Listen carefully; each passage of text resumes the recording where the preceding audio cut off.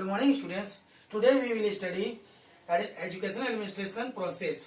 कह सकते हैं इसे शैक्षिक प्रशासन की प्रक्रिया।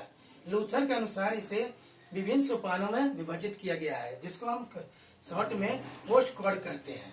अर्थात प्लानिंग दैट मीन्स नियोजन, ऑर्गेनाइजेशन दैट मीन्स व्यवस्था, स्टाफिंग जिसमें कर्मचारी चयन की बात होती है, डायरेक्टिंग जिसमें की निर्देशन की बात होती है, ऑर्डर जिसमें विभिन्न आज्ञा पत्रों की बात होती है, रिपोर्टिंग लास्ट में प्रतिवेदन तैयार करते हैं, और फिर होता है बजट तैयार करना। नियोजन का मतलब क्या होता है? किसी भी कार्य को संपादित करने के लिए पहले हम उसको निर्धारित रूप से क्रमबद्ध से नियम तैयार करते हैं कि कैसे इस कार्य को संपन्न किया जाएगा। कार्यक्रम करने के लिए विभिन्न कार्य प्रणाली बनानी पड़ती है। कार्य प्रणाली के साथ साथ लोगों की यानी ऐसा संगठन किया जाता है जिसमें कि कार्य के व्यवस्था को सुचारू रूप से चलाया जाता है। इन कार्यकरों के अभाव में कोई भी क्रियान्वयन कार्य नहीं हो पाएगा, अपने उद्देश्यों की प्राप्ति सफलता पूर्वक प्राप्त नहीं हो सकती है। शैक्षिक कार्यालयों में या क्रियान्वयन में किसी भी नियोजन के समय विभिन्न सिद्धांतों का ध्यान में रखना चाहिए। पहला, नियोजन प्रशासनिक सिद्धांतों के अनुरूप है कि नहीं। दूसरा, नियोजन लचीलापन तथा शीघ्र परिवर्तनशील होना चाहिए। जैसे कभी कोई समस्याएं अगर आ जाती है तो उसमें परिवर्तन हो सकता है कि नहीं हो सकता है। नियोजन अपने परिपूर्ण तथा स्पष्ट होना चाहिए। कोई भी नियोजन जो होता है घुमावदार या उसमें कुछ डिस्टरबेंस होने के कारण हमारा कार्य संपादित नहीं हो सकता है। इसलिए नियोजन को हमेशा स्पष्ट होना चाहिए, क्लियर होना चाहिए कि कार्य किसके लिए चला जा रहा है, क्या उसका उद्देश्य है। चौथा, नियोजन पर्याप्त रूप से विस्तृत होना चाहिए, जिसमें कोई भी कार्य बीच में अगर छूट भी जाए तो उसको फिर से कवर कर सकते हैं। पांचवा जो होता है, नियोजन सामाजिक मूल्यों के अनुरूप होना चाहिए। ऐसा कोई नियोजन नहीं होना जिससे समाज को कोई दिक्कत होता है। इसलिए शैक्षिक प्रशासन की जो पहली प्रक्रिया होती है उसमें हम नियोजन को रखते हैं। नियोजन करेंगे तभी हम अपने उद्देश्य की प्राप्ति करेंगे, और उसी में क्या है, हमेशा सिद्धांतों को लेकर चलते हैं। दूसरा है हमारा व्यवस्था। व्यवस्था के अंतर्गत कोई भी चीज शिक्षा प्रशासन का दूसरे सोपानों से व्यवस्था करना जरूरी होता है कि इससे किसका क्या ताल्लुकात होगा या किससे इसको क्या मिलेगा। संचालन के लिए नियोजन के आधार पर कई बातों को ध्यान में रखना चाहिए। पहला चीज की जो कार्य हो रहा है उससे हमारी समस्याएं दूर हो रही है कि नहीं हो रही है, और मूलभूत नियम को और आधार को प्राप्त कर पा रहे हैं कि व्यवस्था ऐसी होनी चाहिए जिसके अंदर प्रशासक या प्रशासन को शैक्षिक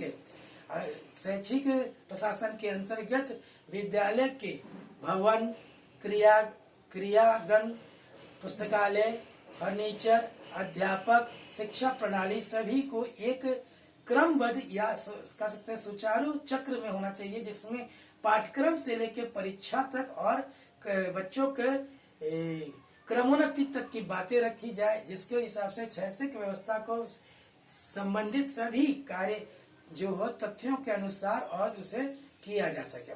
इसको 3 भागों में बांटा गया। पहला चीज देखिए, व्यवस्था को भी 3 भागों में बांटे हम लोग। पहला चीज है मानवीय तथ्यों की व्यवस्था, अध्यापक वर्ग, कर्मचारी वर्ग, छात्र वर्ग, और यहाँ तक कि वृत्त वर्ग को भी रखा गया है। देखिए बात समझिए, इसमें हमारा क्या होता है, अगर मानवीय जिसमें वो एक्टिविटी करने वाले पर्सन है उनकी बात होती है। इसमें व्यवस्थापक और अध्यापक के जो वर्ग है ये कोऑर्डिनेट करता है। दूसरा कर्मचारी में सभी आते हैं, टीचिंग भी आते हैं, नॉन टीचिंग स्टाफ आते हैं। एक होता है छात्र वर्ग, और छात्र वर्ग के बाद होता है व्यवस्था को सुचारू रूप से किसी भी विद्यालय में चलाने के लिए वृत्त भी एक कार्य योजना के तहत होता है।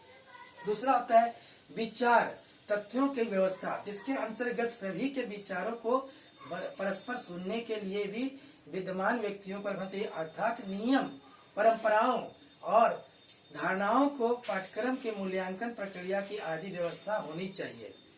तीसरा, इसी के अंतर्गत भौतिक तथ्यों की व्यवस्था होना। भौतिक तत्व क्या है? जैसे कि किसी भी विद्यालय में फर्नीचर्स, भवन, खेल के मैदान, पुस्तकालय, प्रयोगशालाएं और शैक्षिक सामग्री, जिसके कारण अगर शैक्षिक सामग्री की कमी आती है तो हम अपने शिक्षा को सुचारू रूप से प्राप्त नहीं कर सकते और चला नहीं सकते और अपने लक्ष्य की प्राप्ति नहीं कर सकते। तीसरा जो हमारा स्टाफ स्टाफिंग, जिसमें कर्मचारी का चयन होना चाहिए। कर्मचारी का चयन करने के लिए विभिन्न शिक्षा कार्यक्रमों को सफलतापूर्वक चलाने के लिए कई प्रतियोगिताएं होती हैं। प्रशासन के को सभी अध्यापक पदों हेतु उपयुक्त कर्मचारियों की भर्ती करनी चाहिए। उसके लिए कि मानदेय होनी चाहिए कि कौन सा टीचर किस चीज को पढ़ाएगा, उसकी क्या मानदेय, जैसे टीजीटी पीजीटी सब कैटेगरी रखी गई है। उसी तरह से शिक्षक की भर्ती भी होनी चाहिए कि जो अगर शिक्षा से जुड़ा हुआ है। और कुछ ऐसे कर्मचारी भी होते हैं जिसके अंतर्गत यानी शिक्षा संबंधित नहीं होती, जिसमें देखिए जो प्रशासन को कौन कौन चलाता है, शैक्षिक प्रशासन को प्रधानाध्यापक, अध्यापक, लिपिक वर्ग और अन्य कर्मचारी। इसी कर्मचारियों के वृंदों में व्यवस्था होनी चाहिए कि किसका कौन सी पोजीशन है, उसी के हिसाब से समय समय पे प्रशासन कर्मचारियों को योग्यताओं और अनुभवों के हिसाब से पदोन्नति और कार्य में कुशलता के लिए उन्हें व्यवस्था के रूप में सुझाव भी दे सके। अगला होता है हमारा निर्देशन, डायरेक्टिंग। डायरेक्टिंग के अंतर्गत हमें किसी भी यानी प्रयास को करना चाहिए तो उससे पहले हमको निर्देशन जरूर होना चाहिए कि क्या किसके अकॉर्डिंग ये होगा। कोई ऐसा चीज ना अगर हमको सही से निर्देशन नहीं तो कार्य को करने की प्रणाली में अगर कहीं बाधा आती है तो निर्देशन के हमारे सीनियर्स के निर्देशन के अनुसार उसे सुचारू रूप से फिर से मेंटेन कर सकते हैं या चला सकते हैं। शैक्षिक प्रशासन में निर्देशन अपना एक संचालन का कार्य करती है, जिसमें से वरिष्ठ कर्मचारी अपने कनिष्ठ कर्मचारी को निर्देशन देता है कि इसके अनुसार कीजिए तो आपके कार्य में कहीं बाधा उत्पन्न नहीं हो सकती है। इसमें भी एक चैनल के रूप में कार्य होता है। उपयुक्त समस्याओं को लेकर आगे कनिष्ठ जो होता है अपने वरिष्ठ को कहता है कि सर मुझ में ये समस्याएं आ रही है, आपके निर्देश का मुझे जरूरत है। अगर वो अगर सही निर्देश देते हैं तो वो हमारा कार्य सही से संपन्न हो सकता है। फिर होता है अगला है कोऑर्डिनेशन। किसी भी कार्य को करने के लिए कोऑर्डिनेशन क्या होता है, एक दूसरे में कोरिलेट करना है। एक पद को दूसरे पद के पास भेजना है तो हम अगर कार्य को बनाना है, कार्य प्रणाली को अगर सही से करना है तो हम फॉलो करते हैं। जैसे कि मान लीजिए कोई कार्य करता है, एक बाई एक स्टेप देता है तो ये कहता है कोऑर्डिनेट बन जाते हैं, एक दूसरे में कड़ी बन जाती है। उस कड़ी के हिसाब से विद्यालय का कोई भी जो कड़ी होती है वो किस पर डिपेंड करता है, समय चक्र पर। कोई भी समय चक्र जो होती है जिसके अंतर्गत हम कर्मचारियों को सभी को कार्य का एक समय देते हैं कि इस समय के अनुसार होना चाहिए। समय चक्र, पुस्तकालय, क्रिया, खेल की क्रियाओं का भी एक टाइम होना चाहिए। ड्यूरेशन जो मेंटेन करता है उसके हिसाब से हम लोग जो समन्वय बनाते हैं, सभी टीचरों का अलग अलग होता है, बच्चों का अलग होता है। समन्वय का मुख्य लक्ष्य जो होता है कि दो कड़ियों को जोड़ के रखा जाए जिससे संचालन सही रूप से चल सके। फिर अंत में होता है ऑर्डर। आज्ञा किसकी है, किसके अनुसार किसी कार्य को हम चला सकते हैं। तो आज्ञा के अनुसार जो भी होगा सभी के आगे आज्ञा पत्र होती है। जैसे आप कहते हैं कि कोई भी हम जो आज्ञा हमसे ये मिली है इस कार्य को पूरा करने के लिए। फिर लास्ट में होता है कि हमारा प्रतिवेदन तैयार करना है। प्रशासन का कार्य संचालित कार्यक्रमों के द्वारा होता है, जिसके अंतर्गत निरीक्षण कर्ता जो होता है हमारा रिपोर्ट चेक करता है कि आपने पर डे कितना चीज क्या किया है। उसमें विद्यालय में भी जो होता है हम लोग स्कूल डायरी के रूप में करते हैं, जिसमें टीचर जो होता है अपने कार्य को लिखता है कि आज हमने क्या किया है और गतिविधियों को समय समय पे पूरा किया है कि नहीं, और अवगत कराता है, टाइम टू टाइम उसको रिपोर्ट करता है। और लास्ट में होता है किसी भी शासन को, प्रशासन को या प्रक्रिया को या शिक्षा को चलाने के लिए मेन जो होता है बजट। अगर बजट के समरूप होता है तो सभी कार्य होंगे, अन्यथा कहीं ना कहीं बजट की कमी से कहते हैं ना कि ये कार्य करने के लिए हमारे पास ये बजट नहीं था इसलिए हम ये कर नहीं पाए।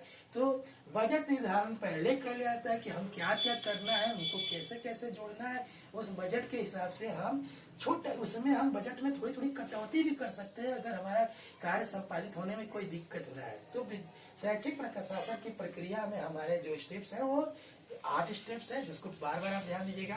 Planning, organisation, staffing, directing, coordination, order, reporting and budget complete करने के लिए इसको पढ़ना जरूरी है या इसको करना भी जरूरी है। इसमें किसी को अगर कोई दिक्कत होगा तो मेरे ग्रुप में पूछ सकते हैं या स्कूल के साथ पूछ सकते हैं।